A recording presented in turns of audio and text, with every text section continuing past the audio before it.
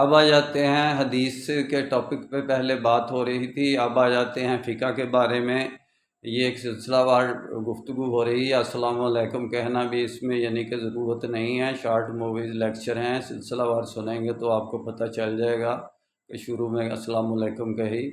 تو کہنے کا مقصد یہ ہے کہ جن لوگوں نے حدیث کا کام کیا انہوں نے حدیث پر عمل نہیں کیا، جن لوگوں نے فقہ کا کام کیا انہوں نے، تو فقہ کہتے ہیں تفقہ فی الدین کو،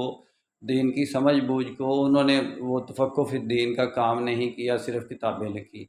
امام ابو حنیفہ نے اپنی فقہ لکھی، تفقہ فی الدین لکھی، تو اس وقت جس وقت وہ لکھ رہے تھے اس وقت بادشاہی دور تھا، سلطانی دور تھا، تو انہوں نے یعنی کہ تفقہ فی الدین یہ بنتی تھی کہ سلطانی دور کے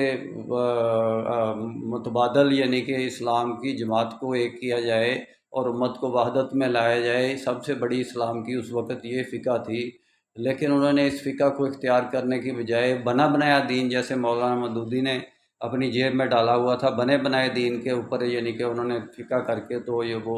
اسلامی جزا و سزا کے نام کو اسلام کا نظام قرار دے کر اس کو فقہ بنا کے ترتیب دے کے لکھ دیا۔